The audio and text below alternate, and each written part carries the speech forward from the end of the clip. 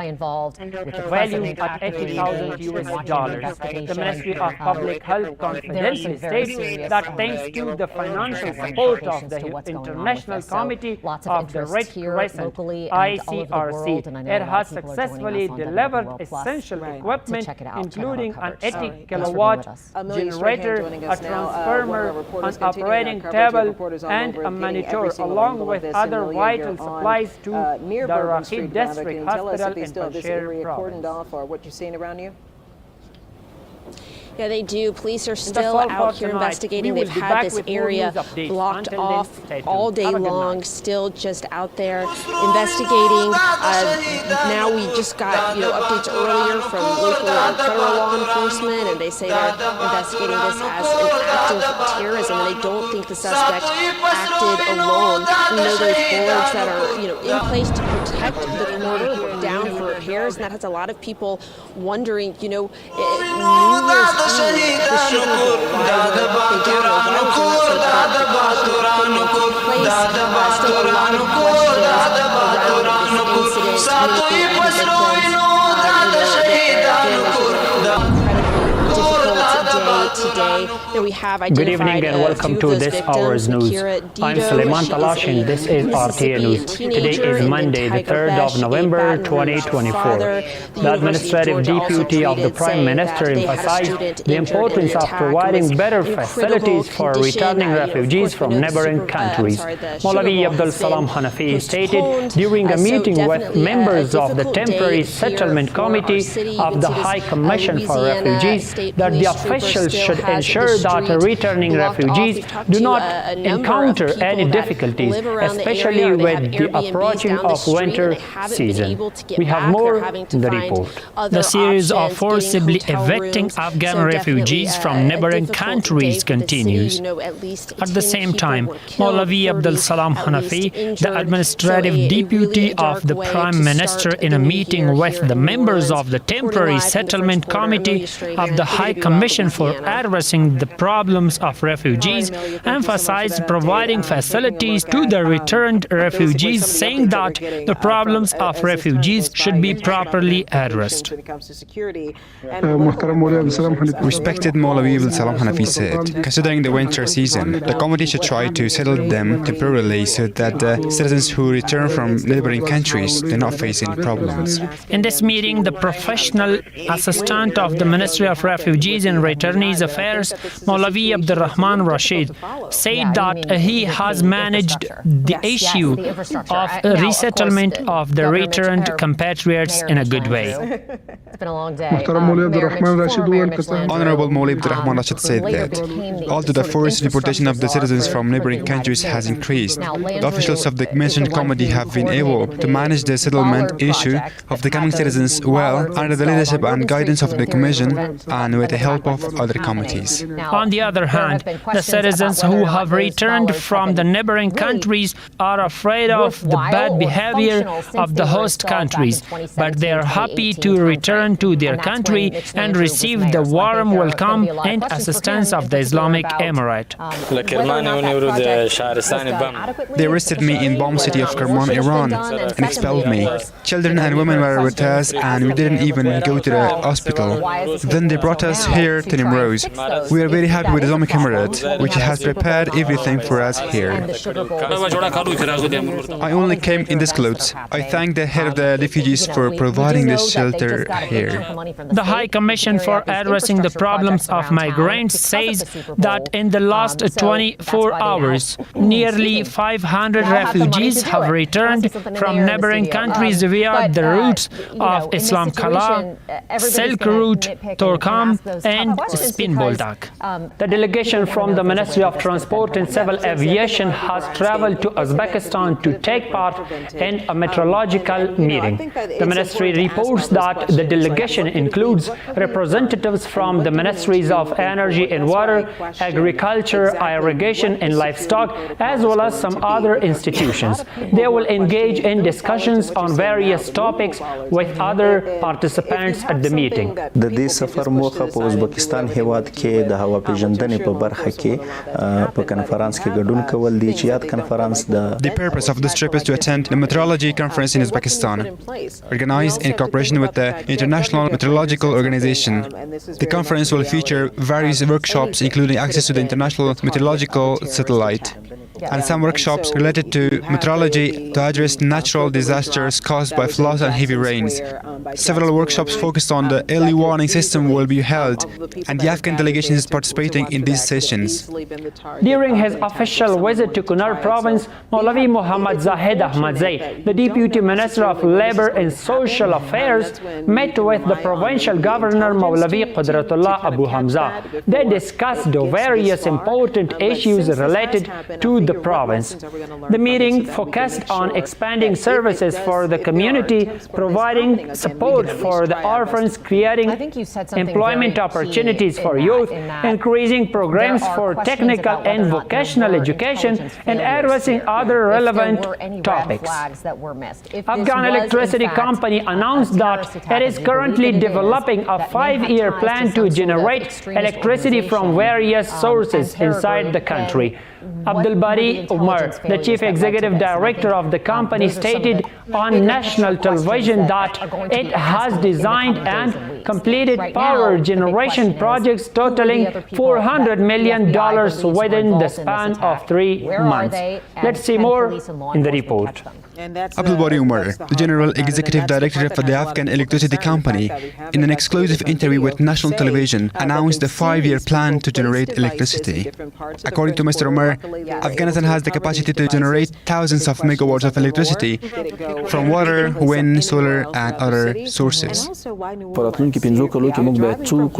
What should we do in the next 5 years? How much electricity should we produce? How to go towards clean or green energy? How could we use our internal resources? We are working together with the Ministry of Energy and Water in this regard, because they are the policy makers. They will give us the policy. We will move forward based on that policy and try to use our internal resources. The General Executive Director of the Afghan Electricity Company said in another part of his speech that the Islamic Emirate has signed contracts worth more than $150 million to produce electricity from various sources with domestic and foreign investors. In the last 3 months, we have designed various projects worth $400 million, some of which are close to contracting and some of which are in technical discussions. Mr. Omar also adds that the implementation of the Pakistan 1000 project, TOPI, the extension of the 500 kilowatt Turkmen line, and the completion of the domestic project will partially solve the electricity problem in the country. Efforts are also underway to distribute electricity equally in the coming winter and to unify electricity tariffs. A cooperation agreement valued at over $200,000 has been signed between the National Environmental Protection Agency and the Wildlife Conservation Society, WCS. This memorandum outlines the institution's implementation of a project focused on climate change vulnerability, which includes launching educational programs on climate change and environmental protection in the provinces of Kabul, Kunduz, and Takhar. A total of 25 children with perforated heart disease were referred to 4 hospitals in Kabul for treatment by the Afghan Red Crescent Society. The Afghan Red Crescent Society has stated that it will cover all the treatment costs for these children. And the final one is that cash assistance has been distributed to 283 low-income families in Nangarhar province. The Disaster Preparedness Department of Nangarhar, in collaboration with the IRC organization, provided the first installment of cash aid to these families in Jalalabad city, the provincial capital. Each family received 2,800 Afghanis, and additional assistance will be provided to the same number of families in the future. All carried out. And that's all for tonight. Stay with us to stay updated. Have a good night. Also said that there were IEDs.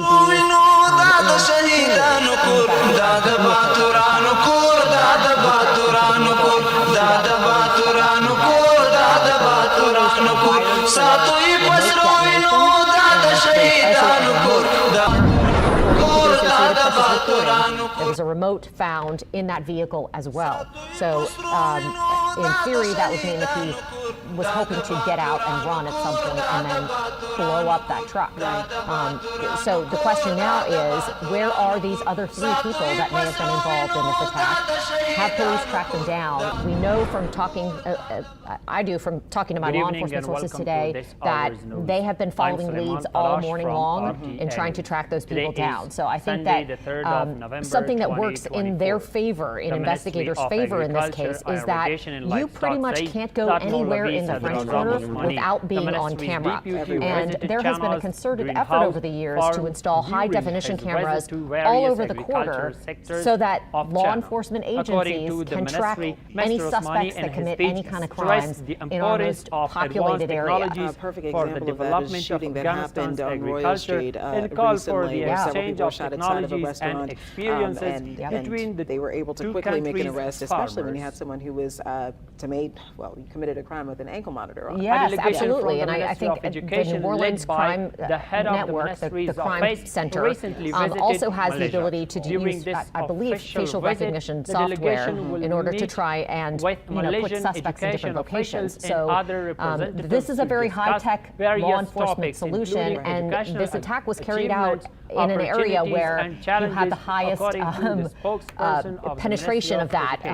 In the city. So hopefully all of those things are going to work in investigators' favor, and you would think that that's how they're following all these leads that they've had throughout the day in carrying out these different things. Now we know, an operation in Houston as well has been going on. So the delegation is scheduled to meet with officials from Malaysia's Ministry of Education and other relevant authorities to discuss educational achievements, opportunities, and challenges, as stated by Qari Mansoor Ahmad Hamza, the spokesman for the Ministry of Education. We had Alyssa Curtis also earlier, one of our reporters. During his visit, this delegation will meet with the education officials, scholars, madrasa and school teachers of Malaysia. He will provide comprehensive information about Afghanistan's education situation and achievements, opportunities and challenges. He will also talk and exchange ideas with important leaders of different educational centers of that country. Additionally, some professors believe that the delegation's visit will be effective in strengthening collaboration and changing ideas between educational sectors of Afghanistan and Malaysia. Said they were still trying to confirm and work with family members, as there were a number of those victims that were in critical of our country's delegations to other countries is very useful, especially in our education sector, because the trips of our delegations are very effective for someone's experience. Driving down Canal Street, and then you'll see it take a right turn. It takes our experiences there and brings their experiences here. Inshallah, he will bring in experiences that will be very useful for our schools and education. Traffic from going down the street. On June 19th, the Ministries of Education and Higher Education visited Russia for the Second World Conference, where they discussed educational opportunities, achievements, and challenges. How fast it went down the street. It did not make it very, very far, Irrigation, but you see how fast it went down the street. And I say this, and I said this earlier, at midnight, I'm questioning the timing of this and if they felt like maybe this was an appropriate time to do this. The ministry, this distribution was carried out by the World Food Programme in collaboration with the Lagman Agriculture and Livestock Department. So you had more people. I can only imagine if we had been around that peak hour. This happened about 3 hours later, but had it been that peak hour, we may be talking about a higher death toll than we are today. Absolutely, and another fallout from this is that the Sugar Bowl has been postponed. It was supposed to be played tonight at 7:45 in the Superdome.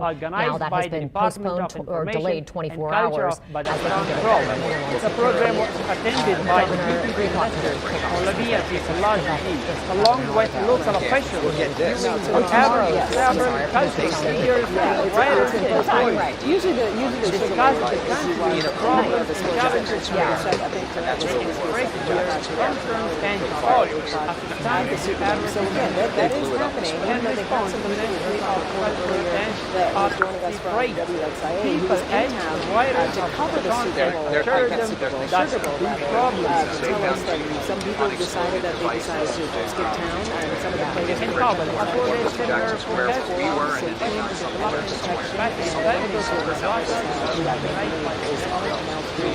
where some of those players are likely to be held. I think their hotel rooms are right there on Canal Street and not far from where the 15 Yeah, earlier this morning we heard some people were being evacuated from their hotel rooms, some people were being kept in their hotel rooms.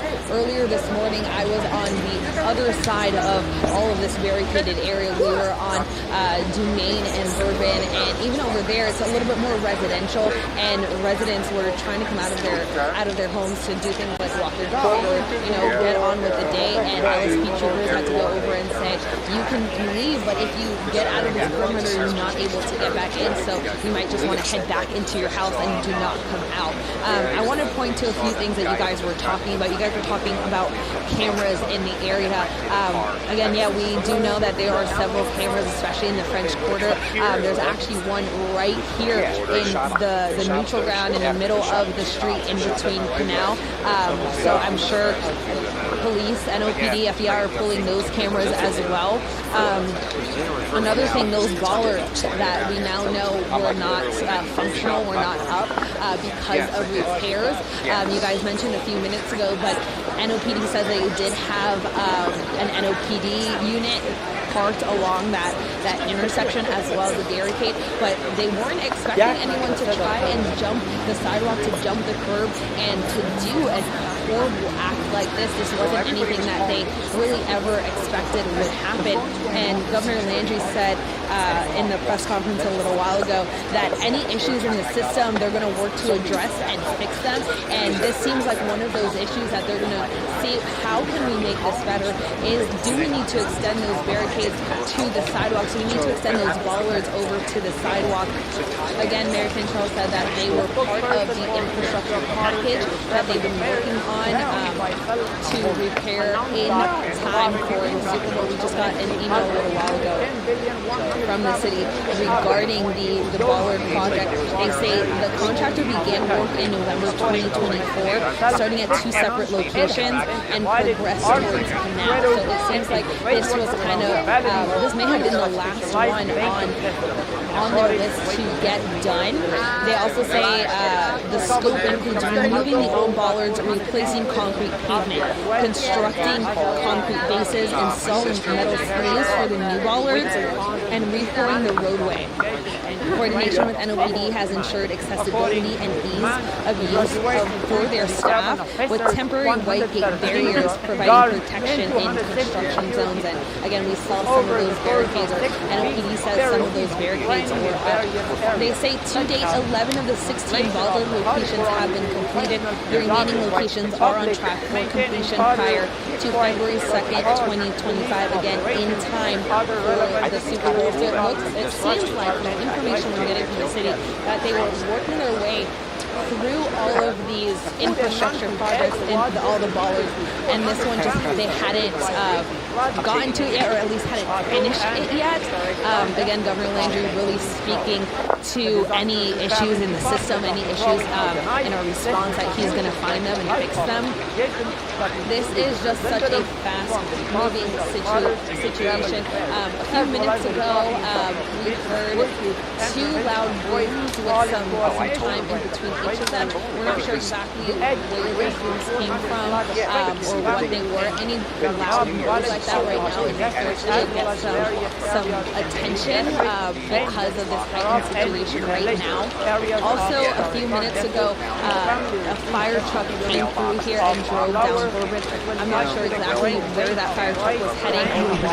It was in the area. But again, a lot of things happening fast in this situation. Information is coming in. It looks now like the NOPD has brought some pizza boxes in for the crews. They have been out here all day since this first happened. We saw how quick they were trying to respond, of course, getting the suspect and killing him. But ever since then, officers, every single law enforcement has been out here listening. NOPD, LSP, again, like I said, fire truck came through just a little bit. It's very interesting to see here as well. Because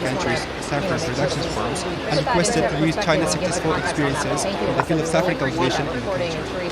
At a cost of 30 and Athens, the work of rebuilding and renovating our directorate of education of the city has stopped. The Ministry of Education has written on consulate said that these renovations include the repair, painting and concrete of the corridors, which is supposed to be completely within a month. According to this ministry, the expense of this project will be paid from the development budget of this ministry. More than 100 policemen graduated from the Newstown and Farah province headquarters after receiving professional training. The spokesman of the Ministry of Interior Affairs said that among the graduates, 63 are from Newstown and 50 are from Farah province. According to Mr. Panay, the officials asked the graduates to be diligent in providing security and to have good relations with the people. The Ministry of Education announced the completion of the construction of an orphanage at a cost of $1,500,000 in the same district of Kabul province. According to the ministry, the orphanage was built to the financial help of the people of this district and equipped with classrooms and other facilities. In Kandahar province, 4,100,000 Afghans were distributed to 204 families according to the agreement signed by the National Disaster Preparedness Administration of the PRC organization in cooperation with the Department of Disaster Preparedness of Kandahar province, distributed cash aid to 200 families which were by district. In this series, 20,500 Afghans were distributed to each family, which is 4,100,000 Afghans in food. Food was distributed to 3,500 families in the province. The National Disaster Preparedness Department says that these contributions include flour, oil, beans, and salt have been distributed by the OCRH Institute in coordination with the Department of Disaster Preparedness in the province. Those affected by the drought in the districts of Nipur, of Karmi, Balamurghat, and Walmart. Possibly IEDs were discovered, either detonated or removed, and trying to link others who were apparently linked to the suspect to see if they can use the highly sophisticated facial recognition technology and other techniques to pinpoint who these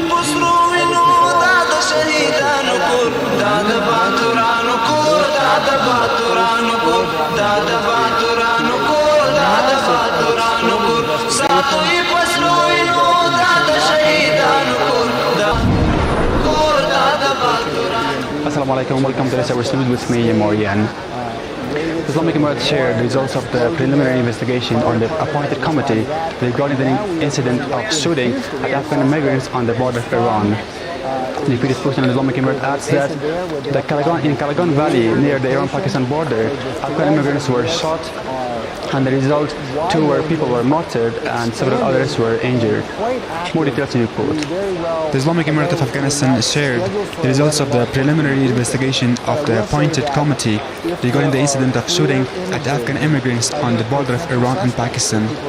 Abdullah Fitrat, the deputy spokesman of the Islamic Emirate of Afghanistan, says that on the border of Iran and Pakistan, Afghan immigrants were shot and exploded, as a result of which 2 were martyred and some of them were injured among the 34 eyewitnesses of this incident.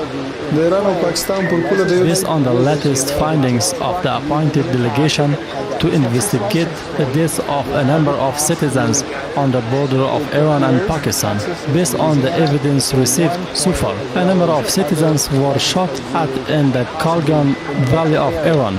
So far, the bodies of 2 murderers and 24 eyewitnesses of this tragic event, some of whom are injured, have been transferred by this team. Some of them are still in Iran and Pakistan. The team is trying to find and transfer them. According to a number of experts, the shooting of Afghan immigrants on the Iran-Pakistan border is against international laws and good neighbor lines. These countries should be strongly requested to support the Afghan refugees who are facing poverty to reach their rights in accordance with diplomatic process and electoral conventions.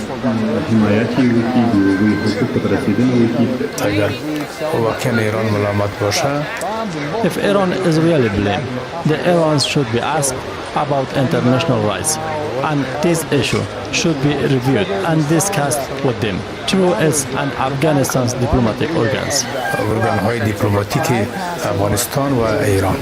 The deputy spokesman of the Islamic Emirate of Afghanistan said that the aforementioned team, consisting of representatives of the Ministry of Interior, National Defense, Foreign Affairs, Borders, Tribes, and the General Directorate of Intelligence was sent by the Ministry of Foreign Affairs to investigate the shooting of Afghan immigrants on the Kalgan Valley near the border of Iran and Pakistan, is responsible, and the investigation is still ongoing. According to the order of His Highness the Amir al-Mu'mineen Sheikh Haibatullah Akhundzada Hafazahullah, cities are being built for refugees and returnees in all provinces of the country, and the land has been allocated for the city in Jawzjan province. Maulay Abdullah Faizan, head of housing and city development of Jawzjan province, said that together with the relevant agencies, he determined the land for the refugees and returnees in the city. He said that the mentioned city, he has secured the land of Labajar and Bakawal villages next to the main road of Faryab province. During a visit to Laghman province, the Deputy to the Ministry of Labour and Social Affairs, Maulay Muhammad Zahid Ahmadzadeh, met with the Governor of this province, Sheikh Sher Ahmad Haqqani.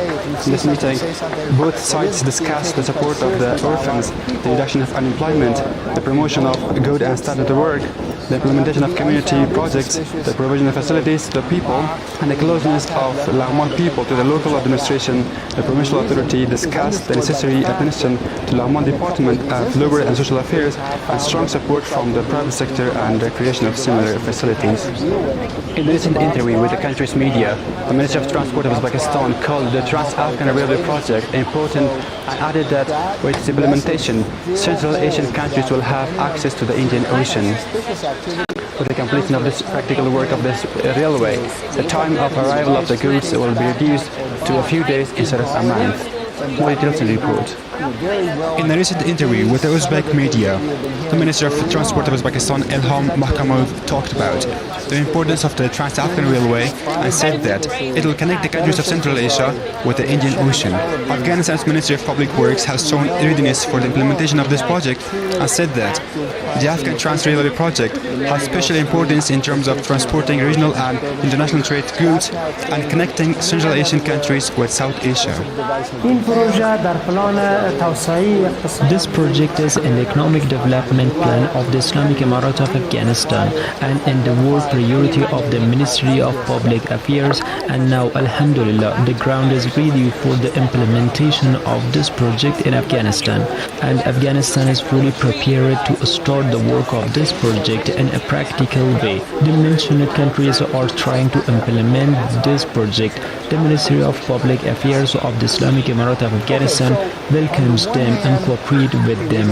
Analysts say that with the implementation of the Trans-Afghan project, in addition to the growth of the country's commercial affairs, the relations between the countries of the region will be expanded and thousands of people will be provided with work.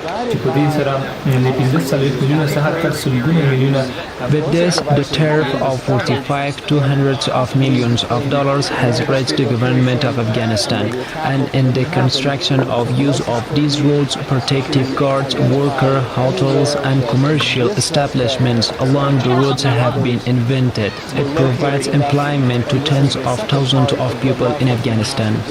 This railway, which starts from Uzbekistan and runs 674 kilometers in Afghanistan, will reach Gwadar port in Pakistan, and the total cost is estimated to be about $4.5 billion. In this way, it reaches 10 million tons annually. The foundation stone of a 10-bed emergency care unit, or ECU, was 61 million Afghans who was laid for the first time in Khost Provincial Hospital. According to the officials, this department will be built within 1 year at a financial expense of the Ministry of Public Health. Farah municipality started the construction of 9 roads at a cost of 28,250,000 Afghans in Farah city. These roads will be built in 8 districts of Farah city with a length of more than 2 kilometers in the 4 months, and with its completion, necessary facilities will be provided for the people of the mentioned city. The distribution cash aid to 600 returnee families in Laghman province has been started by a co-organization with the technical cooperation of Laghman Refugee and Returnee Affairs Department. During the distribution of this aid, the Governor of Laghman, Sheikh Sher Ahmad Haqqani, the head of the Refugee and Returnee Affairs, and the officials of the organization participated. The head of the Refugee and Returnee Affairs said that 600 returnee families are given $320 in installments in the 4 months by a co-organization. According to the head of refugees, this aid is given to those refugees who have immigrated from other countries to Kargai, Alingar and center of Laghman province. Food aid was distributed to the 200 families in Panjshir province. The Disaster Preparedness Department of Panjshir province provided food aid to 200 families in Dara and Abshur districts of the mentioned province. It's also worth mentioning that 50 kilos of flour were distributed to each family. This was all for tonight. Thank you for watching.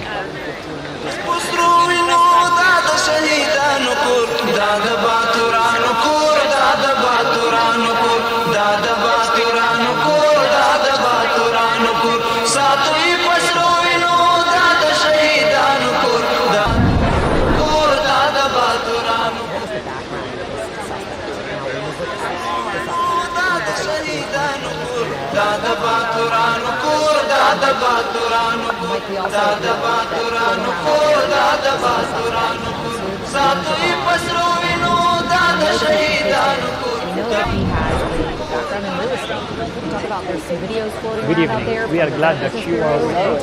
Today is Wednesday, October 30, 2024. You're watching RTN News with me.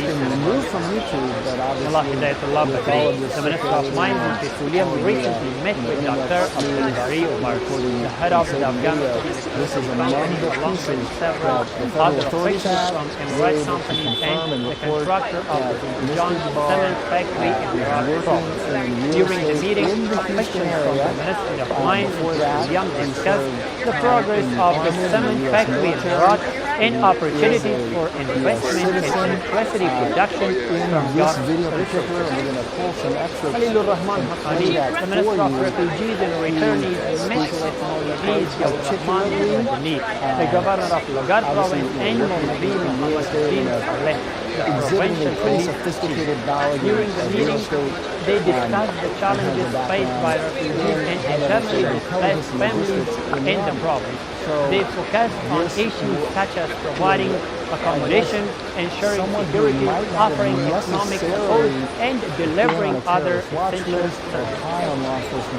Abdul Latif Mansour, the Minister of Energy and Water, met with Manawar Lal, the Deputy Director of the Jeep Suleiman Company from India, to discuss investment in power production projects. During the meeting, the Deputy Director expressed the company's readiness to invest in power generation projects in Afghanistan.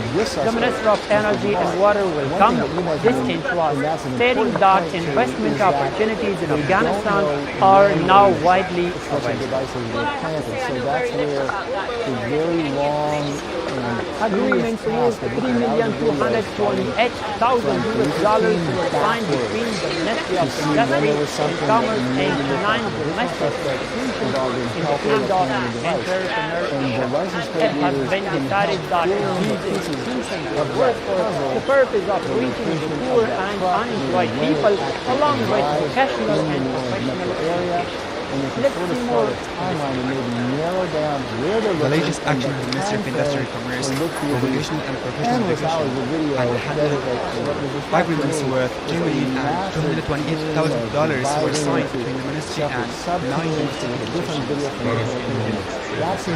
These 9 internal organizations are supposed to implement their projects with a total value of more than $3,228,000 to strengthen the foundation of families and unemployed people in the society through vocational training and skills in the provinces of Kabul, Parvan, Herat, Banj, Baghlan, Samangan, Faryab, and according to him, Nuruddin Azizi, the Minister of Industry and Commerce, emphasized that these organizations should reach out to the deserving people along with the protection and transparency of law enforcement. The meeting was held under the chairmanship of Al-Hawad Nuruddin Azizi, acting Minister of Industry and Commerce, with the participation of the officials of 9 domestic institutions, and cooperation agreements were signed in the enterprise sector.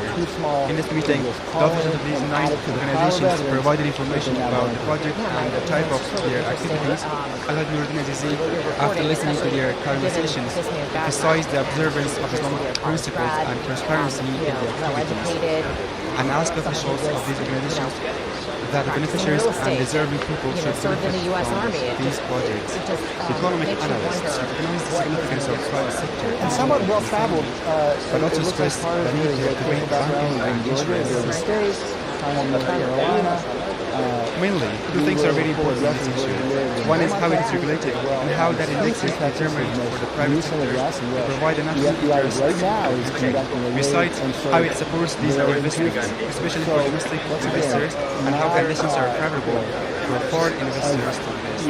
This agreement is a significant step, with large amounts of funding being directed towards various organizations of entrepreneurship. Dr. Muhammad Naeem, the ambassador of the Islamic participated in the celebration of the 101st anniversary of Turkey's national day, following an official invitation of the Turkish embassy according to Afghan embassy in Doha.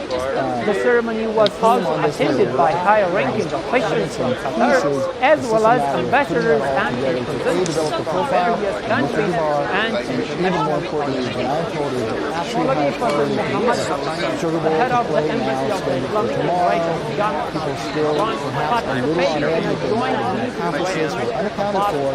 the Minister of Foreign Affairs of Iran, meeting including ambassadors, chargé d'affaires, and heads of I would imagine that if there's a major breakthrough or subsequent arrest, that we're likely to hear. The director of the National Disaster Preparedness Agency, Chancellor of the Judicial Guard, the director of the Islamic Research Organization, signed a memorandum of cooperation.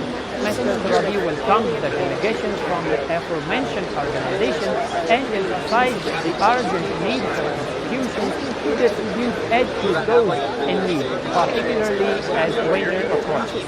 It's noteworthy that after conducting a survey in the districts of Hama, Bargimatal, Kamdesh, Wantwaigal, Kanswa, Gurugram, Wadab, and Mandul districts of Multan province, the CDRO organization allocated $207 per family to provide winter supplies to 15,178 deserving families with funding from perhaps not have been on any kind of terrorist watch list radar given his background, serving in the military, educated, married.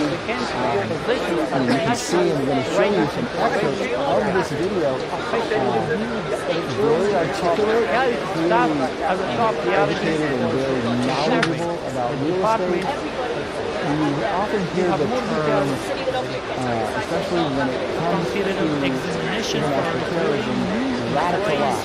And I do think that we may very well end up hearing that in regard to Mr. Jabbar, because here he was, 42 years old, living with examination will be conducted in two stages, solid and hiring qualified personalities is one of the department's top priorities. Real estate license lapsed 3 years ago, and obviously whatever happened between 2013 and now, we are either closely to what might have happened beyond this time. Now let's take a look at the screen right now. We are in the writing section This where right now is the scene in Houston. Outside what is very likely his home in Houston, which appears to be some sort of trailer. That recruiting qualified individuals will be beneficial for strengthening the system and enhancing the department. In Houston, Texas at this hour. Our hope is that Very sophisticated operation there. You can see military-style vehicles. and now we look at the same there is transparency going on. Investigation. We asked This the is something that we've been talking about for the last few hours, but this is really our first look at what's happening there in Houston. As you mentioned, this man appeared to be living not on anyone's radar. As a real estate entrepreneur, somebody who was in business. Before that, he may have done some IT work. College, Georgia State, educated person, well-spoken, somebody who did not appear to be, again, at least on paper, any sort of threat to the security of the United States. Now we know that may not be the case. This aid will be allocated Really interesting that we're getting in real time just what we've been talking about. This is real-time video, live shot. We're seeing in Houston, Texas, running from here, just to give you the of the project, which costs over $3 million, is being funded with the The dam will be 6 meters long and 4.5 meters high, according to the Ministry of Energy and Water. That's all for tonight. We will be back with more news updates. Until then, stay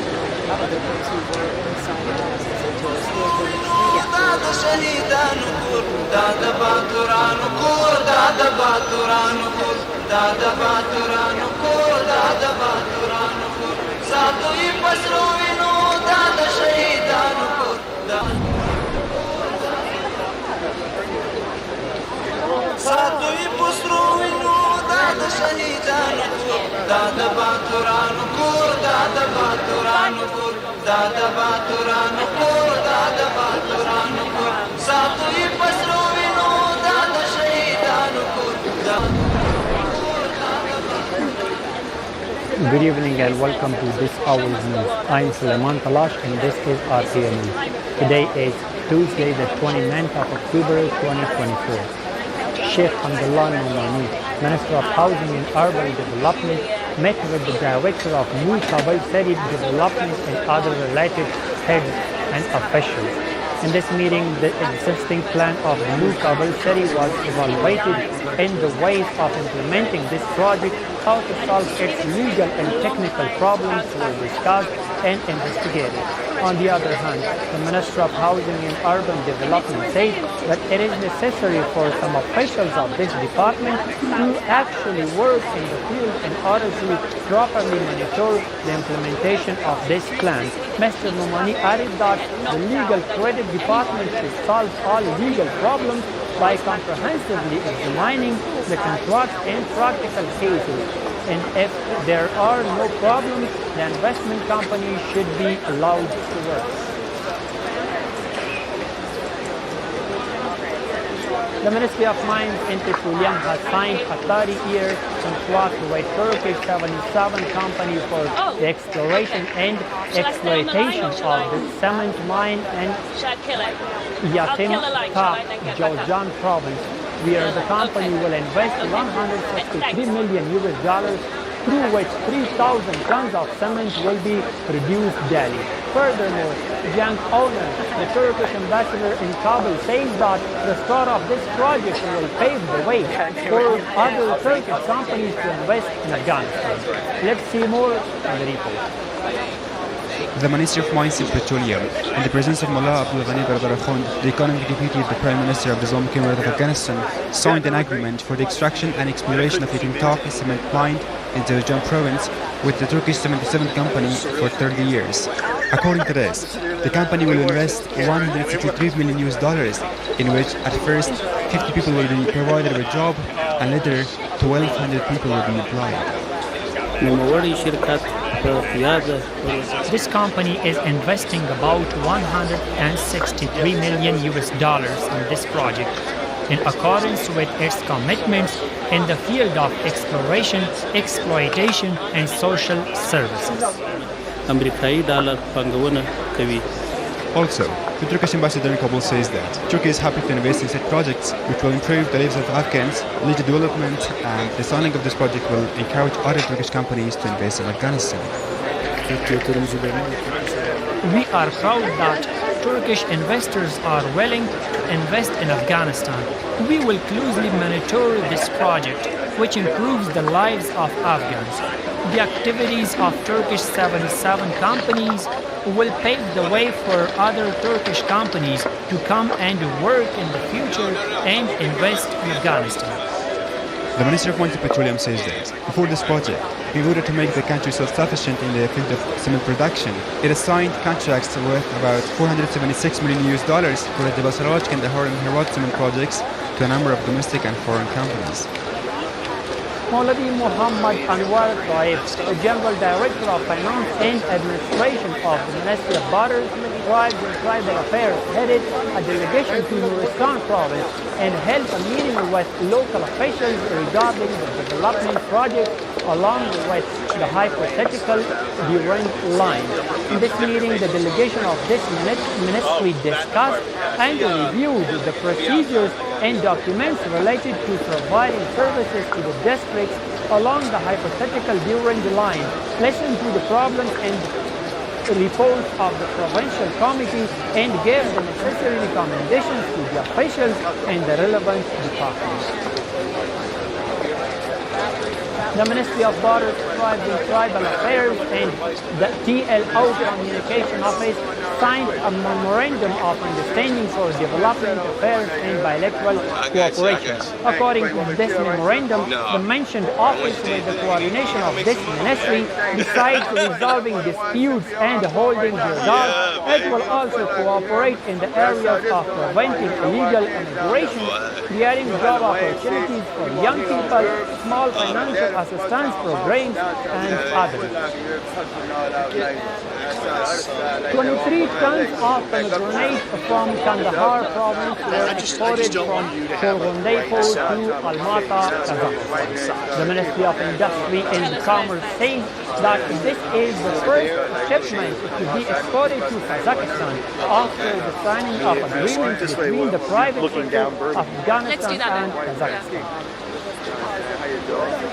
The Ministry of Transport and Civil Aviation says that an agreement has been signed to increase direct flights between Afghanistan and Qatar. The ministry spokesman said that the agreement was signed between the Deputy Minister of Transport of Afghanistan and Qatar Transport officials. We have more on the report. The spokesman of the Ministry of Transport and Civil Aviation said that Mullah Abdul Salam Haidari, the Deputy Minister of this ministry, signed an air service agreement with Qatar during his visit to Qatar. The agreement was signed between the head of Qatar Airways and the Deputy Minister of Transport and Civil Aviation in the presence of Sohail Shaheen, head of the Islamic Emirates Political Office in Qatar. A memorandum of understanding was signed for the start of the direct flights with the country of Qatar. On the basis of that, God willing, in the future, our country's company will be able to start direct flights to Qatar normally. Besides this, the airlines of Qatar will be able to start direct flights to Afghanistan. This is a good convenience for the passengers, so there will be an alternative route for the transit vehicles. On the other hand, economic experts say that the increasing flights and signing agreements in this sector can increase the level of confidence of countries in the security of Afghanistan's airspace and increase national revenues. Once these flights begin, the level of the trust in Afghan airspace will increase. Afghanistan's domestic revenues, especially in the aviation sector, will also increase, and other companies from regional countries will be encouraged to fly into Afghan airspace and resume their flights. The agreement between Qatar and Afghanistan comes as an Iranian air company also began flights to Afghanistan on Monday. The Turkish Cooperation and Coordination Agency has reconstructed the public library building in Herat province and donated 2,000 new books to it. According to local officials, the opening ceremony of the library was also attended by Maulavi Ahmadullah Mustafi, the head of Information and Culture in Herat, and Sinan El-Khan, the Consul General of Turkey. The construction of a 7-kilometer road worth $1 million in Azerbaijan district of Herat province was inaugurated by Maulavi Ayatollah Mahajir Farahi, the deputy governor of the province. According to the provincial governor's press office, the project, which includes the construction of 4 bridges and 1.5 kilometers of canals, is scheduled to be completed within the next 2 months with the financial support of the Provincial Rural Rehabilitation and Development Department. And the final one is that the Department of Mothers and Disabled Affairs of Parwan Province distributed food packages to 400 orphans, widows, and disabled people in that province with the assistance of a charity foundation. According to local officials, these contributions include flour, cooking oil, rice, beans, peas, sugar, and other essential items. this is a broad picture. And that's all for tonight. See you next time. Have a good night.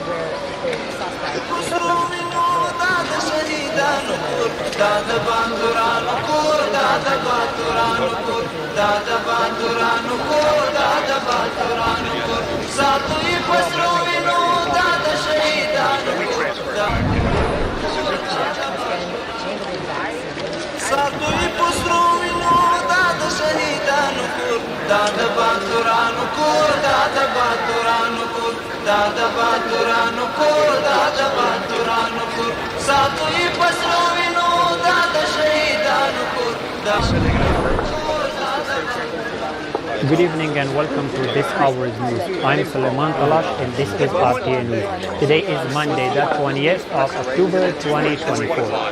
Mullah Hidayatullah Badri, the Minister of Mines and Petroleum, met with the leaders and influential people of Qatar province in his office. In this meeting, effective management in mineral resources, prevention of smuggling and illegal extraction was discussed, and the problems and suggestions of this province were shared with the leadership of the ministry. Mr. Badri has assured the tribal leaders that according to the law and procedure of mining and in the presence of available possibilities, necessary measures will be taken to solve the problems of the people in this province. The National Statistics and Information Agency reports a 0.6% decrease in food prices in the month of Nizam. According to officials, this decrease is 1.7% in the prices of meat, 3.7% in the fruits, and 2.0% in sweets. At the same time, Kabul municipality says that it has started efforts to control food prices. Let's see more in the report. Officials of the National Statistics and Information Agency say that there has been a decrease of 0.7% in the prices of food items in the month of Nizam. According to officials, this decrease was 1.7% in the price of meat, 3.7% in fruits, and 0.7% in sweets.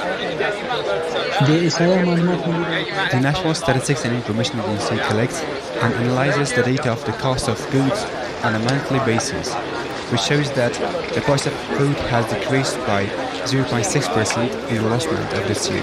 This decrease was 1.7% in the price of meat, 3.7% in the fruits, 2.0% in sugar and sweets. According to him, there is a 3.0% increase in the price of non-food items. This increase is 4.1% in clothing and apparel, 4.0% in housing, and 3.4% in home appliances. There is a 2.0% increase in the prices of non-food items, and this increase is 4.1% for clothes, 4.0% for housing, and 4.2% for home appliances. But the residents of Kabul still complain about the high prices of food and want the authorities to solve this problem. The government should control the prices of materials such as flour and oil. A poor man who has to work for a week or a month to be able to buy a sack of flour. The prices are high. Rice, sugar, and flour have been priced, which should be prevented these prices from raising.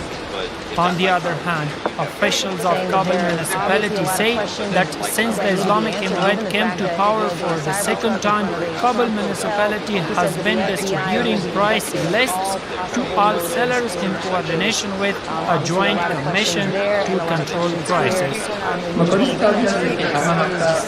Our mechanism is that this price list is updated every week and it is applicable in all Kabul city for the first week.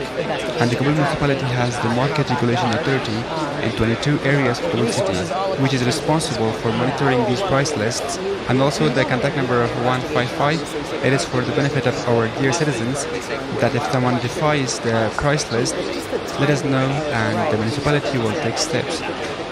This is while, according to the information of National Statistics and Information Agency, the prices of food items increased by 6.0% in the month of Sangola this year. I know it's not what it sounds like, so he's like, those are the questions that they definitely want to hear.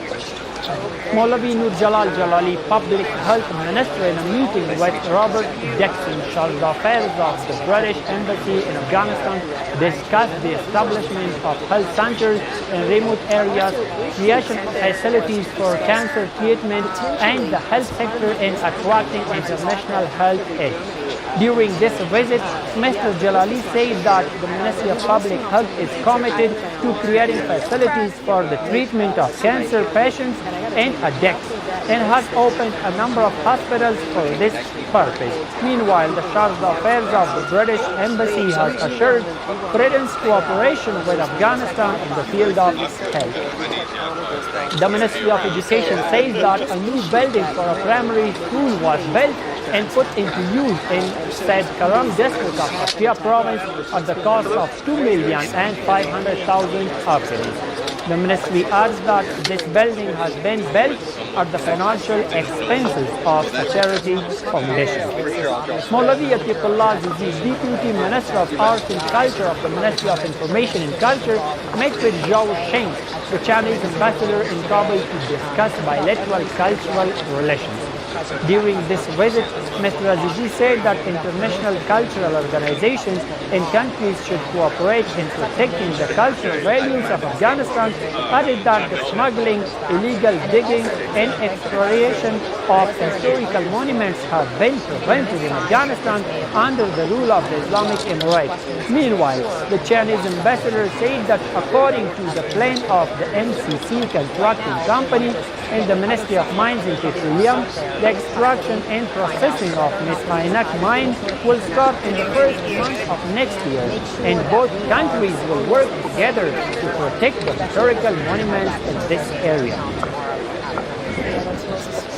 The Deputy Minister of Jirga and Coordination of the Ministry of Borders, Tribes and Tribal Affairs says that in the past 1 year, they have resolved more than 800 major and minor disputes between tribes and families at the country level. According to them, many conflicts and enmity between the tribes have arisen due to the invasion of the country by the Soviet forces and the US-led NATO forces. More details in the report. In a special interview with RTA News, the Deputy Minister of Borders, Tribes and Tribal Affairs said that they have been able to resolve major and minor enmities and disputes between tribes and families at the country level.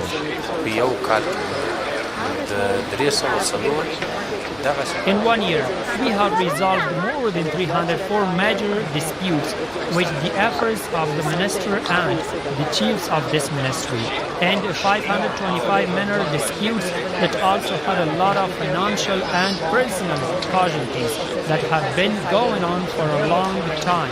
Alhamdulillah, in this 1 year we have achieved so much in this regard.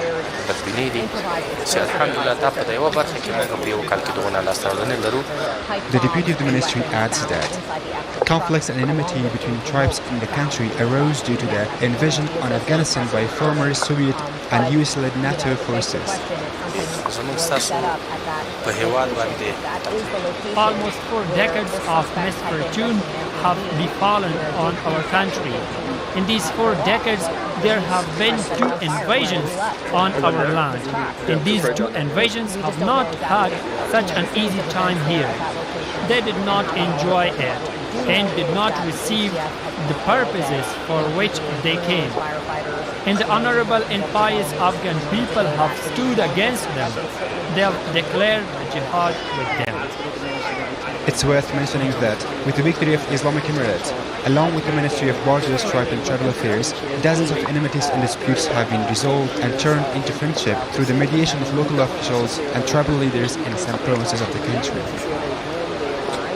With the financial support of the International Organization for Migration and the coordination of the Disaster Preparedness Department of Nangarhar Province, 6 threat reduction projects have been started in Nangarhar, Gujarat, Haskamena, and Nazian districts. Retaining walls, dams, and canal projects are included in these districts to eliminate the risk of flooding, which will save hundreds of houses, agricultural lands, and trees from the risk of flooding.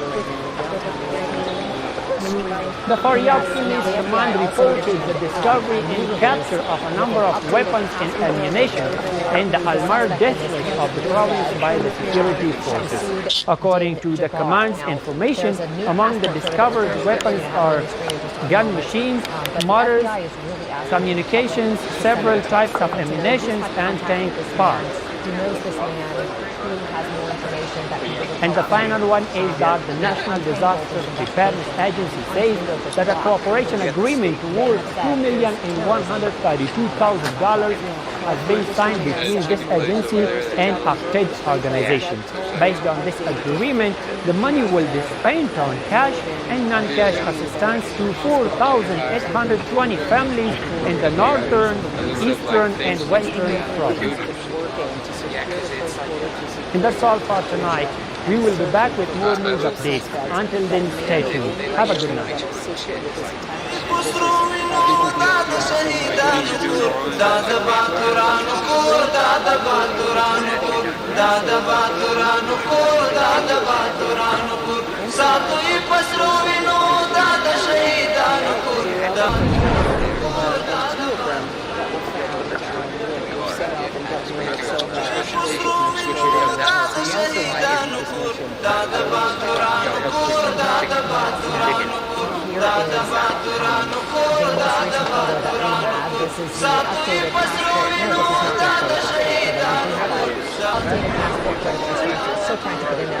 In the name of Allah, good evening and welcome to this hour's news.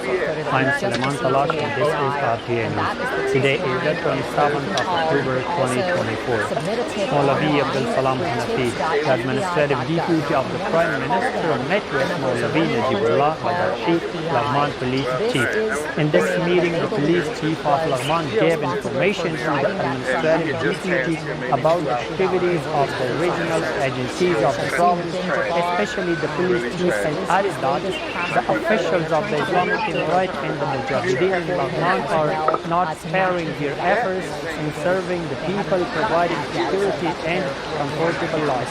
Mr. Badashi also asked the officials of the Islamic Emirate to pay special attention to the mentioned cases, referring to the issue of construction of communication routes and development projects in this province. Meanwhile, Mr. Shafi said that strengthening security, serving the people in various fields, and providing them with a comfortable life are among the commitments and duties of the Islamic Emirate, and the facilities should not stop their efforts in this field. Zabihullah Mujahid, the spokesman of the Islamic Emirate, asked all countries that want diplomatic relations with the Islamic Emirate to open their embassies inside Afghanistan. The Italian Foreign Ministry has recently announced the appointment of an ambassador to Afghanistan, adding that the ambassador will carry out her work from Qatar. Let's see more. The Italian Foreign Ministry has appointed Sabrina Ogliani as its new ambassador to Afghanistan. The Italian ambassador to Afghanistan said that she will be working from Doha.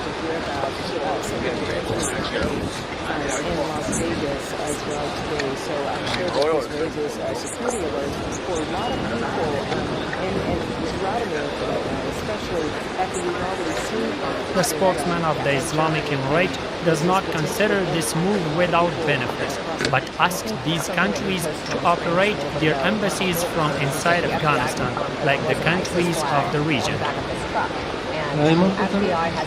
The Islamic Emirate of Afghanistan invites all countries that want diplomatic relations with Afghanistan to come to Afghanistan and activate their embassies, which is an effective way. Again, if it is in Qatar, it is still a communication bridge, which is not without benefit. Meanwhile, experts say that given the current security situation in Afghanistan, there is no reason for the embassies of countries not to operate inside Afghanistan. If this embassy had been activated in Afghanistan, the impact would have been greater. It would have been able to provide better services, and it would have been more effective in establishing relations. But the fact that it was open in Qatar is also a sign for development, which is a good step. The action of Italy is a good thing, that they paid attention to the problems of Afghan people, the problems of citizens living there from Afghanistan will be solved in this way. But it would be better if the Italian embassy was opened in Afghanistan. Earlier, the Italian ambassador to Afghanistan had met with the foreign minister and announced efforts to expand the activities of the Italian embassy in Kabul. The Ministry of Foreign Affairs condemned the attack on Iran by the Gale regime. In this declaration, it is said that Israel has clearly violated Iran's territory, adding that the attack on Iran by the observed regime is an attempt to increase violence in the region. The Ministry of Foreign Affairs has asked the influential party to stop the crimes and violence of the Zionist regime in the region. The National Statistics and Information Department has registered the entry and exit of more than 4,000 foreign citizens through the crossing and airports of the country during the last 1 month. On the other hand, the registered figures show that more than 2,000 people entered the country through land crossings and 53 people entered the country through air borders, of which 434 people came to visit the historical of ancient places of the country and the rest are for work.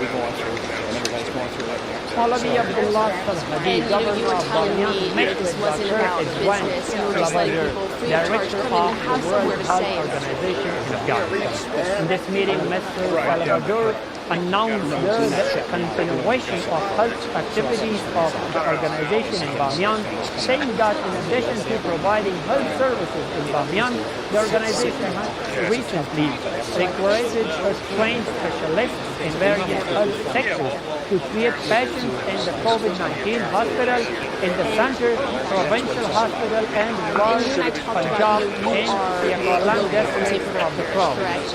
On the other hand, the governor of Bamiyan province, while appreciating the activities of the organization, promised that the municipal Bamiyan administration will make serious efforts to ensure the security of the offices of health institutions. The National Statistics and Information Agency reports an increase in exports to $70.6 million in the 6th month of this year. According to the officials of this agency, within this month, the total value of exports at the country level reached $173.9 million, and the total value of exports reached $954.1 million. We have more. The National Statistics and Information Agency has collected and analyzed numbers related to the export and import of last month of 2023. According to these numbers, in this month, the total value of exports at the country level is $173.9 and the total value of the import is $954.1, in which the most exports are Pakistan, India, and the United Arab Emirates, and most of the imports are from Iran, Pakistan, and China. According to our data, exports worth $173.9 million and imports worth $954.1 million have been made in the month of Sangola. These figures show that the country's exports have increased by $71 million compared to the previous month. Analysts call the series of exports and imports from Afghanistan to the rest of the world necessary in the economic sector. If the government wants to have a good and strong economic, political, and social relations with the neighboring and regional countries, then the balance of its exports should be equal to the level of imports. It should be mentioned that in the last 9 months, Afghanistan's agricultural products worth $737 million, which include fresh and dry fruits, vegetables, saffron and artemisia, have been exported to the different countries of the world, including Europe. The Ministry of Mothers and Disabled Affairs signed an agreement with the European Foundation to support orphans, widows, and disabled people worth nearly $34,000. According to the agreement, more than 900 orphans, widows, and disabled people in Kabul and Kandahar provinces will receive food packages in winter. Dr. Abdul Bari Umar, General Executive Director of Afghanistan Electricity Company, met with the officials of the domestic and Iranian companies. In this meeting, Mr. Omar assured all-round cooperation besides giving information about the investment and available opportunities and different stations related to electricity. Officials of investment companies welcome the encouragement and support of investors from the electricity company, adding that they are willing to invest in the construction of 5 stations in Kandahar. Mr. Omar instructed the officials of the company investing in the mentioned sector to discuss this matter with the relevant technical departments of the electricity company. The Information and Culture Department of Oman Province announced the discovery of 14 historical artifacts in Alishang district of the province. The department says that the artifacts, which are 300 to 350 years old, were discovered from a shrine in the district. Texas. And the final one is that the Ministry of Refugees is returning affairs saying that the construction of residential housing for 310 permanent place including families in the Corpus and the district of Lamont. According to the ministry, this project is implemented with the financial support of the United Nations High Commissioner for Refugees at a cost of about $3 million. Here's what's interesting, because I've spoken to some folks who served with him. He was known to have been basically the top of his class as an IT specialist in the Army Signal Corps at Fort Ord in Georgia. And so he was highly thought of for his work in his 10 years in the military service. And then he switched gears to make this video about his budding career as a real estate agent. And that's what he was doing in Houston, Texas, until recently. And he made that video in 2020 touting his ability to negotiate, be a tough negotiator, and get the best deals for his clients as a real estate agent. And now we've seen this video from Harris Good evening and welcome to this hour news. I'm Suleiman Talat and this is RTN. Today is the 26th of October 2024. Maulavi Abdul Salam Christi, the administrative deputy of the Prime Minister of the Islamic Emirate of Afghanistan, met with a number of scholars and mujahideen from different provinces. In this meeting, the scholars and mujahideen gave information to the administrative deputy of the Prime Minister about the social, economic, and security situation of their provinces, as well as the implementation of development projects and employment and education and training, health, communication routes, and asked for more attention to the path of the Islamic Emirate. Mr. Hanafi expressed his happiness for visiting the scholars and mujahideen, saying that strengthening security, providing services to the people in various fields, and providing facilities for a better life are among the commitments and duties of the Islamic Emirate, and they have taken concrete steps in this regard. And the Islamic Emirate will visit the mentioned cases considering its possibilities. Mowing down dozens of people. Mullah Abdul Latif Mansour, Minister of Energy and Water, during his visit to China, met with the director of NCCC company and discussed about the start of exploration work of Methainak mine in Logar. In this meeting, the director of NCCC company presented his presentation to the Minister of Energy and Water regarding the problems of water and electricity in the area of Methainak mine, which the Minister of Energy and Water has assured to solve. Let's see more.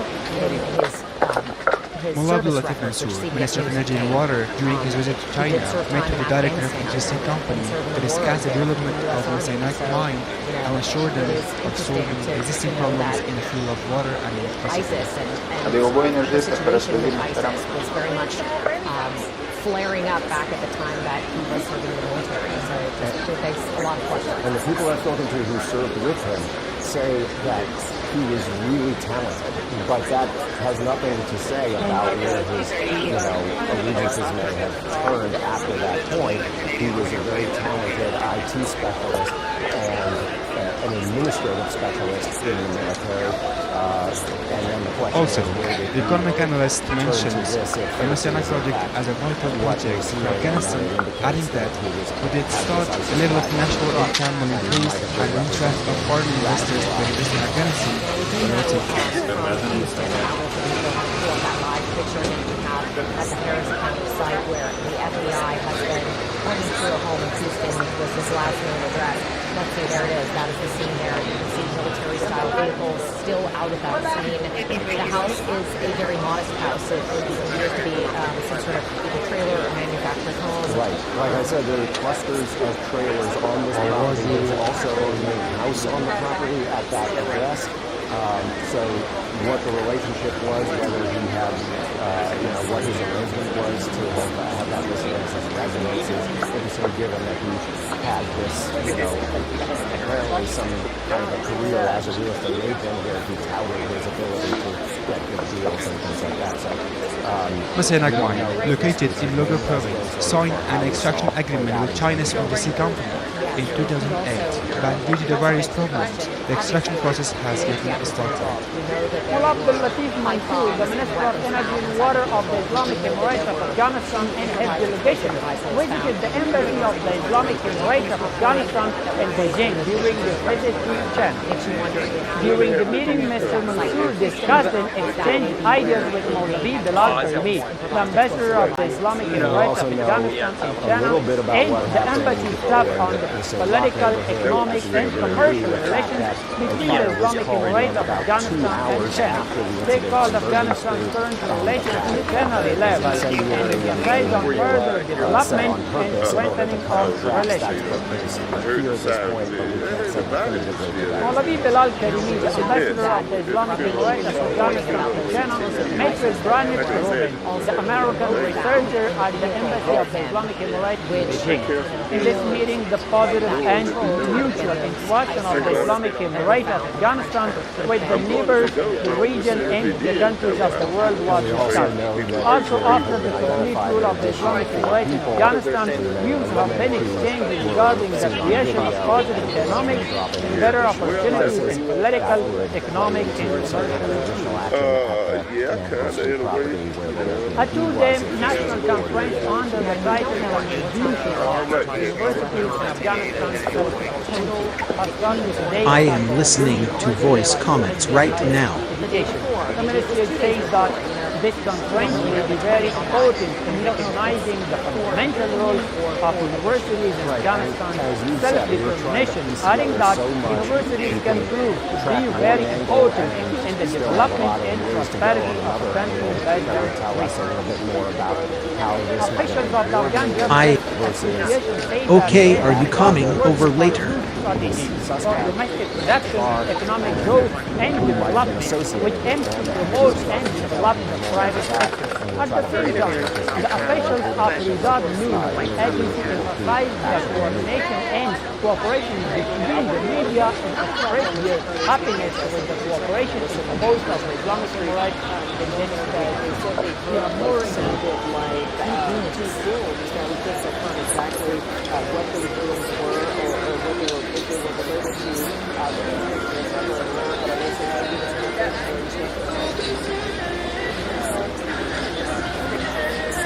Hey guys, we honestly don't have much The location coordinates is something you will have to pay for.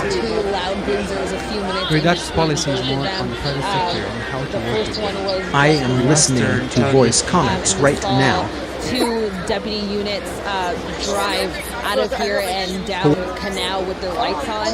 Law RF microwave harassment Shortly detected. after the second one, there was a fire department truck, an NOFD truck, that came through here and started driving down Bourbon, but that's really all we know so far. We don't know working on a exactly procedure. Heath is not an additional Voices party. How can we encourage media to not promote too our far domestic from where we protection are right in now, general but and that's the work really of the all private we sector know. in particular, which is very scene important to We grow. are not medics or fairly similar for the EMS1. past 2 to 3 hours now. The sun is setting and Okay, getting we need later fuel into the night, for but it such. looks as it did You are earlier not this Heath. afternoon. The police crime scene tape is still up. We still have several law enforcement units out here. I will say just a little bit ago, police came and added some more. That radio program is. We are not medics or currently refueling for sustenance. So they have people limited to the sidewalk now. They haven't told us that we need to move, so I'm not sure if they're trying to limit traffic for us or any other reason. But again, they have put some more crime scene tape up now. We are not the microwave. We are not medics or EMS1. We are not Charlie Vetter units. The shop that she has and truly everyone else has right now. She says that she is using her office's resources. Okay, are you coming over later? To help the situation as is. We are not that traffic. Local and state right now. Again, we've been saying all day that the FBI is leading this investigation. Any information is coming out of. I was trying to ask some clarification questions earlier to our sources in the NOPD, and they're like, we can't say anything. Hello? We are not medics or EMS1. They believe the last press conference for the day, so we are not expecting at least to see anyone in front of a camera from NOPD Good or evening. the It's good to have FBI, you unless with us. I'm This is assuming Suleiman some Talosh. big Today is news Friday, happened. the 25th They say of that October, that was 2024. planned You are to be watching the RTA last press News. conference Maulavi of the Abdul day. Salam Hanafi, Administrative Deputy of the Prime Information Minister is of the still Islamic limited Emirate at this of point. We are not Charlie Vetter It is units. an FBI investigation. The location coordinates is something you will have to pay for. and religious affairs. Of the During the meeting, investigation, Sheikh so they're really Nuruddin limited on Khalid what they Nazar, can share the right Grand now. Mufti of Uzbekistan Governor and the head Landry of did the say, though, high-ranking delegation, besides say that the purpose of federal this visit investigation was into to this, he strengthen also and wants to develop look relations into between the two any countries, issues that and could that led with to these this commonalities this we attack, can develop and expand our those relations things in like the various barricades fields. and the bollards, The and Deputy do we Prime need more Minister police added that presence the down there, visit will especially provide an during times like opportunity to this. create The Sugar new Bowl cooperation has between been the two postponed. countries We know a based lot on of people our out here We are not the fire department. Steps in strengthening relations. Just people in The town Ministry of and Foreign out Affairs of the Islamic Emirate of Afghanistan has condemned The location coordinates is something you will have to pay for. Senator Kennedy and really every official is just really urging people, they're urging law enforcement to catch anyone involved in this. Like you guys were just saying with the data that they're looking into. The Ministry of Foreign Affairs of the Islamic Emirate of Afghanistan. Hello, how are you? Condemnation of the attack offers its condolences to the people of Turkey and families of the victims regarding this tragic incident and expresses the hope that the honorable people of the government of Turkey will not face such painful events again. Officials of the Renewable Energy Union say that in the past 3 years, about $200 million has been invested. Okay, are you coming over later? Electricity production sector in Afghanistan. According to the officials, these investments in wind, solar, and gas energy production in different provinces have been made in cooperation with the Ministry of Energy and Water and the Afghanistan. You want some intel? Read a newspaper. Officials of the Renewable Energy Union say that the members of the union have invested $200 million in the electricity production sector in Afghanistan. According to union officials, investments in wind, solar and gas power generation sectors have been made in Kandahar, Herat, Badakhshan and a number of other provinces in cooperation with the Ministry of Energy and Water and the Afghanistan Electricity Company. It produces about 120 to 150 megawatts of electricity, and so far they have invested about 150. We are clear from radio units. Meanwhile, the spokesman of the Ministry of Energy and Water said that the ministry has prepared a 5-year plan to implement energy projects and Law RF microwave harassment detected. according to this plan. Law RF microwave harassment detected. And domestic investors have shown their interest in energy and water sector.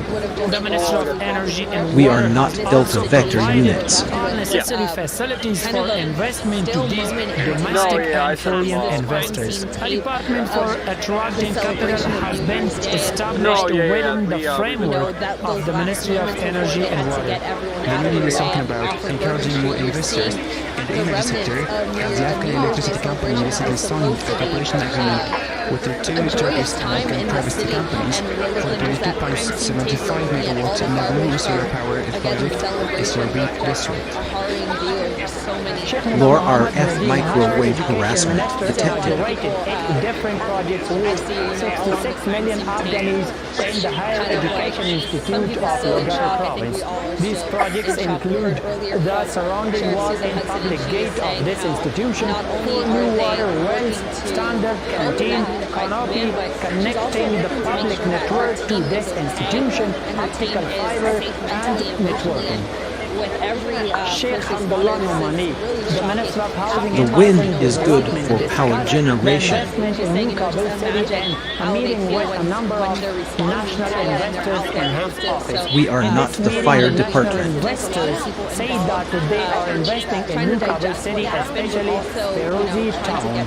The Minister of Housing and Urban Development, Sheikh Hamdullah Nomani, clarified the facilities and opportunities for investors to invest in the mentioned city and asked the investors to talk to the managers of construction companies of New Kabul City, and after comprehensive analysis, they should come to the ministry. New Afghan bank notes are sold at high prices in Kabul City. Some residents of this city request that the Afghanistan bank should stop the interest in the exchange of new and old bank notes that are equal in quantity. More in the report. A number of Kabul residents say that whenever they buy new Afghan banknotes at money exchanges, the money changers ask for extra money instead of changing them. If he buys it from you, he buys it at a low price. But if he sells it to you, he sells it at a high price. Therefore, we request the Islamic Emirate of Afghanistan and the Afghanistan Bank to strictly prevent this action. To solve this problem, the government should focus on this problem. They charge more commission. Less commission should be charged, and a standard and framework should be provided for it. The Afghanistan Bank says that, according to the law of this bank, all money changers, private banks, and the representative offices of the Afghanistan Bank are obliged to give new banknotes to the people without any additional money. If they take interest from the people on the new banknotes, they will hand them over to the law. There is no commission in Afghanistan's bank transactions, no matter how many weak banknotes are given to the bank. New banknotes are given in return. In this regard, our honorable citizens do not have to pay commission to anyone. Furthermore, the Exchangers and Money Services Association of Kabul Shahzada Market calls the money changers' demand of interest against new banknotes as an act against Islamic Sharia and the principles of the society, and calls on all money changers to stop doing this.